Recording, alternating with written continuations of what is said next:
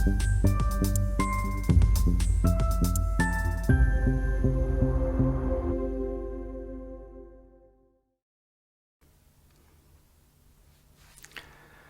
know, Western society faces a crisis of identity, driven by deep-seated individualism, an unhealthy preoccupation with the private self.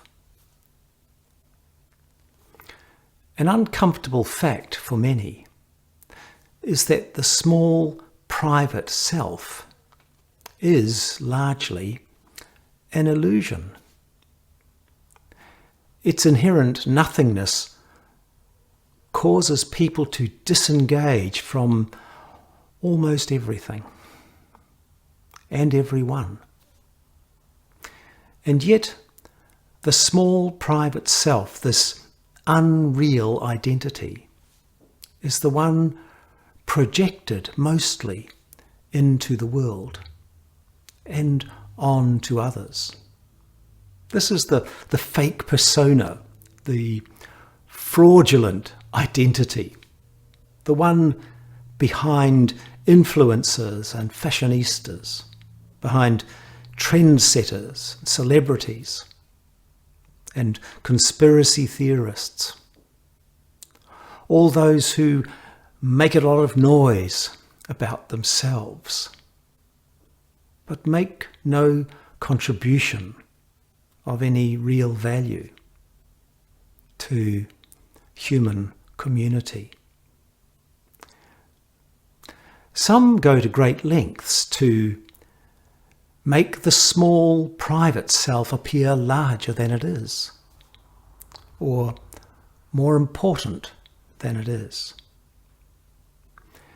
Many people fear that by some nebulous measure, their true self may not be large enough or good enough, while others recognize or sense that there must be something better, something deeper, something more meaningful and satisfying than merely blowing one's own trumpet, so to speak. In this current era, many individuals and entire nations place great importance on the small private self, emphasizing self-help, self-reliance, self-assurance, and being self-made.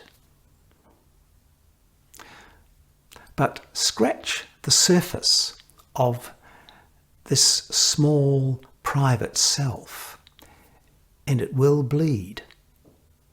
In fact, it is permanently wounded, always vulnerable, always fragile. And ironically, it is always a bit self-conscious. It is the small private self that suffers the worst kind of self-doubt. That same small self easily takes offence or feels insecure and hopelessly inadequate. It is the small self that falls victim to the great consumerist lie that you don't have enough stuff. And hoarding more will somehow make you feel better about your small self. The real self, the deeper self, is not a product of perfect behaviour or of having the right ideas. It comes from the crucial realization that you do not need to be perfect You do not need to be right all the time. You just need to be open to learning. Most strands of Christianity claim that personal identity is tied to being in right relationship with the God, that your value as a person and your eternal destiny is determined by whether or not you are in a personal relationship with, and I'm using the in-house language here, with the Lord and Saviour. That is irrational. That is flawed. I would call that unreasonable religion. Good religion is about being in right relationship with one another. It is about establishing personal relationships, not with the gods, but with people. It is about building good community. Good religion encourages us to acknowledge and accept all of life's experiences as they accumulate, including things that don't work out just the way we think they should. The little disappointments, the betrayals, and the hurts, and to learn from them all.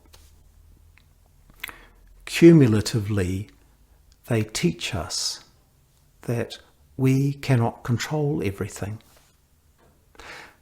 that there are some broken things that cannot be fixed, and that there are many things we will never understand, even about ourselves. Good religion inspires openness to the larger experiences life offers, which is made easier by far when you are not drifting at the whim of the small private self, which isn't even real, really.